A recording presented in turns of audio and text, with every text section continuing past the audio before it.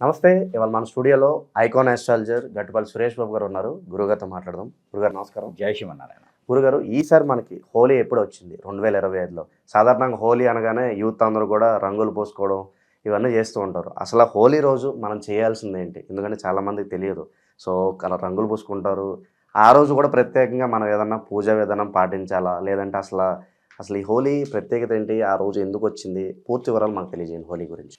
ఖచ్చితంగా. అయితే మనకి హోలీ 2025 సంవత్సరం మార్చి 13, 14 2 రోజులు చేసుకుంటున్నారు తెలుగు రాష్ట్రాల్లో. ఈ మధ్యన కొంతమంది ఏం చేస్తున్నారంటే 2 రోజులు పండుగలు చేసుకుంటున్నారు. 2 రోజులు హాలిడే కోసం, లేకపోతే 2 రోజులు సెలవు తీసుకోవడం కోసమో, లేకపోతే తిథులు వచ్చినాయన్న భావనతో కానీ ఇలాంటి హోలీ కొన్ని పండుగలు ఉన్నాయి. అవి తిథులు అవసరం లేదు.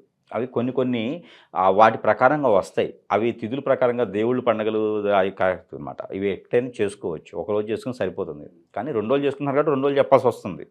13, 14 2 రోజులు చేస్తున్నారు.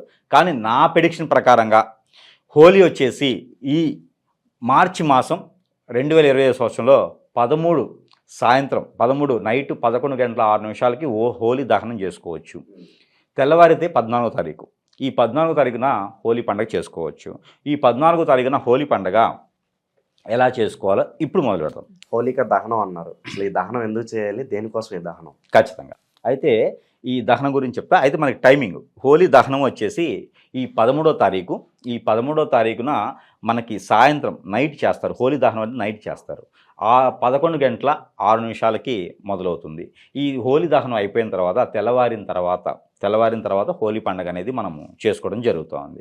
ఈ హోలీ పండుగ వచ్చేసి ఉదయం 5 గంటల 40 నిమిషాల నుంచి ఇక వాళ్ళు నైట్ అంతా చేసుకున్నా మనకేం సంబంధం లేదు. దేవుని పూజ కానీ, దేవుని దగ్గరికి వెళ్ళడం కానీ, దేవుని ఆరాధన కానీ చేయాలంటే ఉదయం పూట చేసుకుంటే మరీ మంచిది. హోలీ రోజున తర్వాత ఆనందాలతో తులుతూవచ్చు. అయితే మన తర్వాత ఈ హోలీ పండగ ప్రాసిద్ధి ఏంటి అంటే, హోలీ పండగ అనేది మనకి నరసింహస్వామి అనేది మీకు ఐడియా ఉంది. ఈ నరసింహస్వామికి ప్రహ్లాదుడు అనే ఒక భక్తుడు ఉన్నాడు. ప్రహ్లాదుడు మీకు అందరికి ఐడియా ఉంది కదా. నరసింహస్వామికి ప్రహ్లాదుడు అనే భక్తుడు ఉన్నాడు. ఈ ప్రహ్లాదుడికి ఒక చెల్లి ఉంటుంది. ఆవిడ హోలికాదేవి అని చెప్పేసి ఒక చెల్లి ఉంది. ఇది మనకి నార్త్ ఏరియాలో బాగా చేస్తారు. నార్త్లో ఈ హోలీ పండుగ అనేది చాలా బ్రహ్మాండంగా చేస్తారనమాట. అయితే ఆ ప్రహ్లాదుని చెల్లి హోలికాదేవి. హోలిక అంటారు, చిన్న పాపే ఆవిడ, హోలికాదేవి. ఈ ప్రహ్లాదుడు వచ్చేసి చాలా నరసింహస్వామికి పుణ్యభక్తుడు అన్నమాట. అయితే ఈ ప్రహ్లాదుని చెల్లి కూడా నారాయణ అంటూ నరసింహస్వామికి సంబంధించినటువంటి భక్తురాలు. ఈ ప్రహ్లాదుని నాన్న ఎవరైతే ఉన్నారో, ఈ ప్రహ్లాదు నాన్నకి ప్రహ్లాదుని చంపాలి అనే ఒక కోరిక ఉంటుంది. ప్రహ్లాదుల నాన్న వచ్చేసి శివుని భక్తుడు, ప్రహ్లాదుడేమో విష్ణుమూర్తుడు. ఇద్దరూ భావమమతులైనప్పటికీ ఈయన శివుని భక్తుడు, ఈయన ఇష్టు భక్తుడు. అయితే ప్రహ్లాదుడు నారాయణ అంటే ఆయనకి నచ్చదనమాట. ఆ తర్వాత చెల్లి పుడుతుంది ప్రహ్లాదుడికి. చెల్లి కూడా అదే పరిస్థితిలో ఉంటుంది. అయితే ఇద్దరికి ఎవరైతే అన్న చెల్లి ఉన్నారో వీళ్ళిద్దరిని ఒకేసారి హింసించాలి అని చెప్పేసని వీళ్ళిద్దరి జుట్లు ఏవైతే తల ఉంటుందో ఇద్దరి తలలు కలిపి ముడివేసి ఇద్దరిని ఒకేసారి దహనం చేయాలని చెప్పేసి చేస్తారు. ఈ దహనం చేసేస్తే ఇంకా రారని చెప్పేసినప్పటికీ అప్పుడు నారాయణతో పాటు అగ్నిదేవుడు ప్రత్యక్షం అవుతాడు. అగ్నిదేవుడు ప్రత్యక్షం అయ్యేసి ఈ ప్రహ్లాదులో నాన్నని ఇబ్బంది పెట్టకుండా, అటు నరసింహస్వామిని ఇబ్బంది పెట్టకుండా, ఏదైతే ఈ వెంట్రుకలు ఉంటాయో ఈ వెంట్రుకలు కలిపి ఉన్నటువంటి వెంట్రుకలను కట్ చేసి ఈ వెంట్రుకలు తీసి దహనం చేసేసి వాళ్ళిద్దరిని నేను హతమార్చి చేశానని చెప్పేసి ఒక ఓరవరి పోకారు పుట్టిస్తారు. ఇది దహనం. దాని ద్వారా వాళ్ళలో ఉన్నటువంటి నెగిటివిటీ పోతుంది, రిలేషన్షిప్ బలపడుతుంది. అంటే ఇప్పుడు ఈ ప్రహ్లాదుల మీద వాళ్ళని నానుకున్నటువంటి ద్వేషం పోతుంది. పోయిన తర్వాత ఇతని విలువ తెలుస్తుంది. అగ్నిదేవుడు వీళ్ళిద్దరిని దాచిపెడతాడు. ప్రహ్లాదుని హోలికా మాత అని చెప్పి హోలికాదేవి, ప్రహ్లాదుని చెల్లి, వీళ్ళిద్దరిని దాచిపెడతాడు. వీళ్ళిద్దరిని దాచిపెట్టడం ద్వారా దూరమైనటువంటి కూతురు కొడుకుని ఆలోచించుకుంటూ ఏ దేవుడైతే ఏమి, ఏ భక్తుడైతే ఏమి, నా కొడుకు కూతుర్ని దూరం చేసుకున్నా నా అజ్ఞానం వల్ల అని చెప్పి ప్రహ్లాదుల నాన్న బాధపడుతూ ఉంటాడనమాట. ఇది తెలియజేయడం ద్వారా రిలేషన్షిప్కి కొడుకులంటే ఏంటి, కూతురంటే ఏంటి, రిలేషన్షిప్ ఏంటి, ఎలా పెంచుకోవాలనేది బాగా సూచిస్తుంది. తర్వాత విష్ణుమూర్తి ప్రత్యక్షమయ్యేసి ఆయన ఎవరో కాదు, నీ యొక్క నీ యొక్క అహంకారాన్ని తించేసేదానికి నా స్వరూపంగా నేను పుట్టించానని చెప్పేసి అని ప్రహ్లాదుడు వాళ్ళ నాన్నకి చెప్పడం జరుగుతూ ఉంది. ఇది ఒక ఘట్టం. దీని ద్వారా ఆ రోజు అగ్నికి ఆహుతి అయ్యారు అనే ఒక భావనలతో ఉన్నటువంటి తండ్రి, ఆ తండ్రి పడేటువంటి ఘోష ఏదైతే ఉందో ఇవి తెలుసుకోవడం ద్వారా చైతన్యం రావటం అంటారు. దీని ద్వారా మొదలైంది కథ. అయితే ఇందులో వచ్చేసి ఆ చెల్లి అన్నకి సహాయం చేయటం, చెల్లి కూడా నేను కూడా ఆహుతి అయిపోతాను అని చెప్పి సహాయం చేయడం, ప్రహ్లాదుడి వైపుకు రావటం, సోదరి భావం ఏదైతే ఉందో అది చూపించింది. తండ్రిని కూడా పక్కన పెట్టేసి నాకు బ్రదర్ నాకు అన్నయ్య కావాలని చెప్పి రావటం, ఆ సోదరి భావం ఒకటి తెలియచేసేది హోలీ.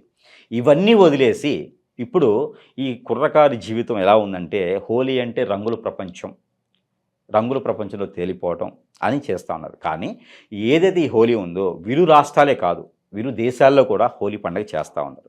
ఇక్కడ చేసేటప్పుడు తరుణంలో ఈ హోలీ పండుగని సాంప్రదాయబద్ధంగా చేసుకోవటం మంచిది. అక్క చెల్లెలి భావనగా ఎవరైనా ఉంటే, అంటే సోదరి భావంతో ఉన్న వాళ్ళని ఇంటికి పిలుచుకొని సారె పెట్టేసి, ఆ చెల్లి అయినా అక్క అయినా పారాయణం పెట్టేసి పసుపు కుంకుమలు ఇచ్చేస్తే కనుక వాళ్ళు ఎన్ని తరాలైనా సరే ఇంట్లో ఆడవాళ్ళ శత్రుత్వం, ఆడవాళ్ళ శాపం ఏదైనా ఉంటే కూడా తొలగిపోయేసి, ఎవరైతే ఆడవాళ్ళని ఇష్టపూర్వకంగా ఆ భావనతో మనస్ఫూర్తిగా దీవించి మనం ఇచ్చేటువంటి బహుమతులు ఏవైతే ఉన్నాయో ఇవి సోదర భావంతో బహుమతులు ఇస్తే కనుక ఈ ఇచ్చిన వాళ్ళ ఇంట ఆస్తులు, అంతస్తులు, ధనధాన్యాలు ఎప్పుడు కూడా తిండికి ఇబ్బంది లేకుండా తొలతూగేలా ఉంటుంది. కాబట్టి ఇది చేయాలి. పసుపు కుంకుమ గంధము ఈ యొక్క ఏవైతే ఉన్నాయో, పసుపు కుంకుమతో గంధంతో పాటు చున్ను ఇలాంటివి ఏవైతే ఉన్నాయో అవి ఇవ్వడం ద్వారా వజ్ర వైడూర్యాలు మణిమాణిక్యాలు కూడా ఇవ్వచ్చు. చెల్లికి అక్కకి ఎంతైతే మనం సమర్పిస్తామో, ఎంతైతే మనం బహుమతిగా ఇస్తామో ఆ బహుమతి ఇచ్చినంత వేరు రూపంగా ఆ అమ్మవారు దయచేసి మనకు మళ్ళీ ఇచ్చేలా ఉంటుంది. ఇది హోలీ పండగ చేసే విధానం. ఈ రోజుల్లో 4 రకాల కలర్స్, ఓ 4 గుడ్లు మొహం మీద పాల్గొట్టుకొని ఎండలో తిరిగేసి ఈ వాళ్ళకి హార్మోన్స్ ఇంబ్యాలెన్స్ ప్రాబ్లమ్స్ వచ్చేసి కొన్ని రకాల ఇబ్బందులు కూడా పడతారనమాట. అయితే మరొకటి ఉంది. ఈ కాలంలో అప్పట్లో కాలం ఎలా ఉండేదంటే ఎండాకాలం 4 నెలలు, చలికాలం 4 నెలలు, వర్షాకాలం 4 నెలలు సరైన పంటలు పండేవి బాగుండేది. ఈ రోజుల్లో కాలం మారిపోయింది. మారిపోయిన మీదట సైంటిఫిక్గా కూడా ఎండాకాలం వస్తుంది మనకిప్పుడు. ఇప్పుడు మార్చి ఏప్రిల్ నెలలోనే హోలీ వస్తుంది ప్రతి సంవత్సరం కూడా. ఎండాకాలం వస్తుంది. ఎండాకాలం రావటం వలన మనము ఇప్పటివరకు కూడా ఈ చలికాలంలో ఉండుంటాం. దానికి ముందు కాలం అంతా చలికాలం. చలికాలం అంటే మన చర్మం అంతా బిగుసుకుపోయి బ్లడ్ సర్క్యులేషన్ ఆగిపోయేసి కొన్ని చర్మ వ్యాధులతో ఉంటారు. వీళ్ళందరూ కూడా ఈ హోలీ పండుగ రోజున ఏదైతే కుంకుమ, పసుపు, కుంకుమ కూడా పసుపు అప్పట్లో కుంకుమ ఉండేది కాదు, పసుపుతోనే కుంకుమ చేసేవారు. ఇప్పుడు కెమికల్తో చేస్తున్నారు. ఒరిజినల్ అయినటువంటి పసుపు కొమ్ములు ఏవైతే ఉన్నాయో అవి ముందు రోజు నానపెట్టి మరుసటి రోజు 14వ రోజున, అంటే 14వ తారీఖు, ఈ సంవత్సరం అయితే 14వ తారీఖు హోలీ రోజున ఆ పసుపు కొమ్ముల్ని దంచి ఆ నీటితో వేపాకు, అలానే కొన్ని రకాల ఆకులు ఉంటాయి, వేపాకు, మునగాకు, ఇలాగా చిక్కుడాకు, ఈ ఆకులు వేసేసి ఆ నీటిని స్నానంగా ఆచరిస్తే ఆ మనం చలికాలంలో ఉన్నటువంటి చర్మం ఏదైతే మనం పేలిపోయి పగిలిపోయి ఇలా ఉంటుంది కదా, ఆ చర్మం అంతా కూడా శుభ్రమయ్యేసి మనలో ఉన్నటువంటి ఎలర్జీస్ అన్నీ కూడా తీసేసి ఆ అనేజీ అంతా పోయేసి శుభ్రంగా ఉండేందుకు స్నానం ఆచరిస్తారు. ఇందులో బాదము, కుంకుడు, ఇలా కొన్ని రకాలు ఉంటాయి, చెట్లు క్రియలు ఉంటాయి కొన్ని రకాలు. వాటితో తలస్నానం కానీ స్నానం కానీ ఆచరించడం ద్వారా సైంటిఫిక్గా కూడా ఎండాకాలం వచ్చేదానికి మన చర్మము సహకరిస్తుంది. ఈ 4 నెలల పాటు ఎండాకాలానికి సహకరించే విధంగా మన చర్మం తయారవుతుంది. దానికోసము ఆ హోలీ రోజున అలాగ స్నానం ఆచరించడం ద్వారా మంగళ స్నానం అంటారు దాన్ని.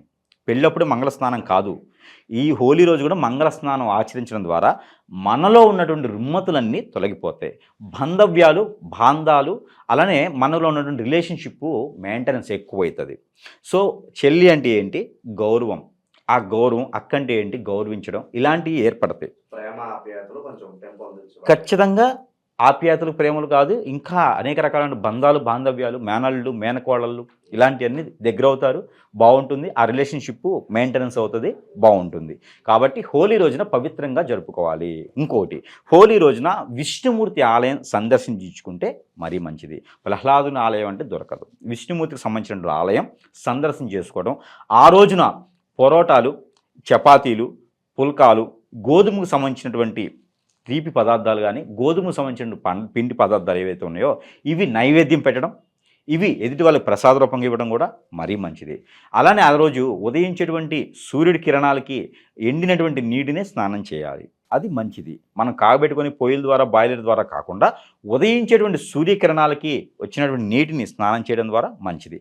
5 రకాల ఆయిల్స్ ఏదైతే వేప నూనె, ఆముదము, అలానే నువ్వుల నూనె, అలానే ఆవాల నూనె, వీటితో మనము బాడీకి అప్లై చేసుకొని ఆ ఎండలో కాగినట్టు నీటితో స్నానం చేయడం ద్వారా వీళ్ళకి రుమ్మతులన్నీ కూడా తొలగిపోతాయి. దీంట్లో పసుపు వేసి సూర్యకిరణాలకి కాగినటువంటి నీటిని కనుక స్నానం చేస్తే మనలో ఉన్నటువంటి ఆ చలికాలంలో పడ్డటువంటి రుమ్మతులను తొలగిపోయి ఫ్రెష్గా మన శరీరం ఆ ఎండకి సహకరిస్తుంది. కాబట్టి ఈ రకమైనది నాకు తెలిసింది, పురాణాల్లో ఉన్నది, మా పెద్దలు ఆచరించింది అయితే ఇది. ఈ రోజుల్లో 4 గుడ్లు మొఖాన్ని కొట్టుకొని 4 రకాల కలర్స్ చల్లుకుంటే రోగాలు వస్తాయి. ఇది హోలీ. నేను చెప్పింది హోలీ. ఇప్పుడు ఇది గోలీ, ఇప్పుడు కోహ్లీ అనమాట. ఇది కోయలాగా కోహ్లీ అనమాట ఇప్పుడుది. సో ఈరోజు చేసేది ఇలా ఉంటుంది. కాకపోతే హోలీ అనేది పవిత్రంగా చేసుకునే దానికి ఉంది కాబట్టి ఈ రకమైనటువంటి పవిత్ర భావంతో చేసుకుంటే హోలీ పండగ బాగుంటుంది. ఇది కూడా పండగే. చాలా బాగా వివరించారు గురుగారు. మా తరపున అలాగే ప్రేక్షకుల తరపున మీకు కూడా హోలీ శుభాకాంక్షలు. మీకు కూడా అండి. ధన్యవాదాలు.